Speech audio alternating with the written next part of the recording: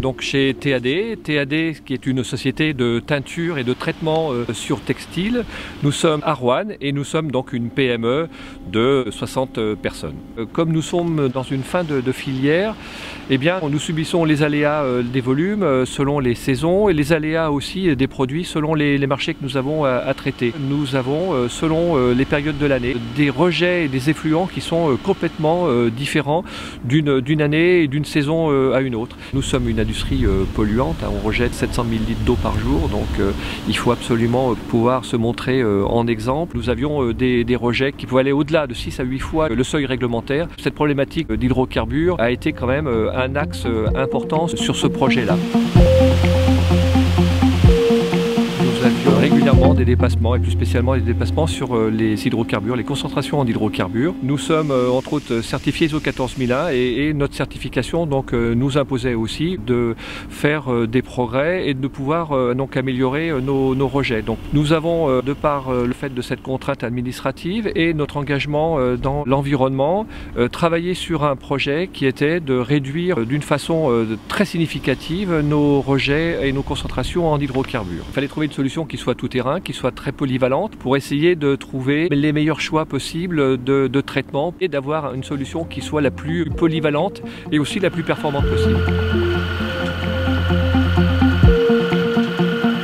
Projet qui a été travaillé en collaboration avec l'agglomération rouennaise et plus spécialement les services de la station de traitement des eaux.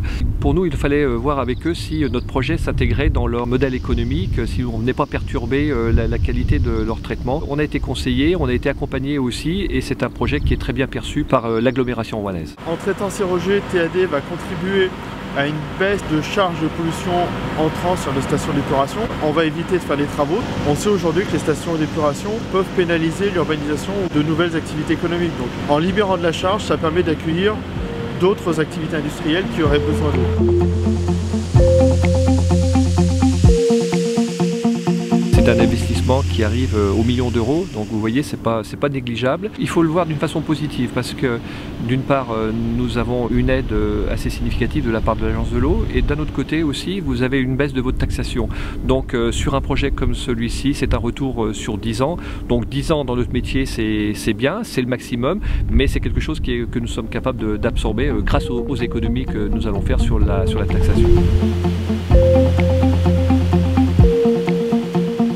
L'échange avec l'Agence de l'eau a été constructif parce que d'une part sur une vue qui pouvait viabiliser et approuver notre projet, nous sommes allés plus loin sur une proposition de l'agence pour nous dire ben voilà, eh bien c'est bien, vous avez résolu un problème, mais est-ce que vous ne pouvez pas aller plus loin? Est-ce que vous ne seriez pas capable de pouvoir anticiper les nouvelles réglementations à venir? Ce projet illustre bien la capacité d'une PME de se projeter vers l'avenir tout en améliorant son empreinte environnementale sur les milieux aquatiques.